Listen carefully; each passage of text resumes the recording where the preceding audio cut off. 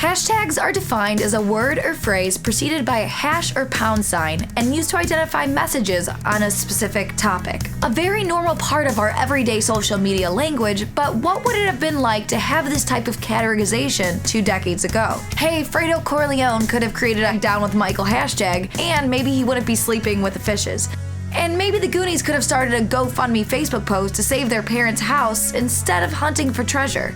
But seriously, it's pretty apparent that protesters in the 80s could have really utilized social media, and they know it.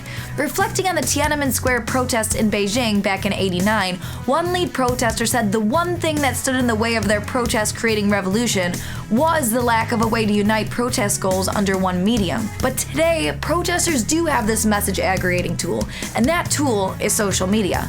During the Tahrir Square protests in Egypt 5 years ago, the hashtag January 25th, among other Egypt hashtags, unified protester goals into an average of 230,000 anti-President Mubarak tweets a day, resulting in a demonstration that brought 17 million people to the Cairo streets. Former President Mubarak saw this hashtag Twitter army as such a threat, he actually shut down the internet successfully for a few days to try to stop the propaganda.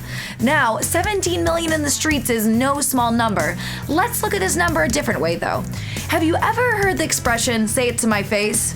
Well, the truth is, only about 30% of those tweeting about the protests actually had the guts to show up to the front lines. That's kind of like inviting 10 people to your birthday party and having only 3 of your friends show up. When you say the turnout rate like that, it sounds, well, pretty lame. So my question is, who are those other 7 friends that didn't show? This group, which equates to 35 million people that talked the talk but didn't walk the walk on the day of the Tahrir Square protest. And even for those who were at the protest, what part does their citizen journalism play in portraying protests on a global scale? Find out next week on #Revolutions.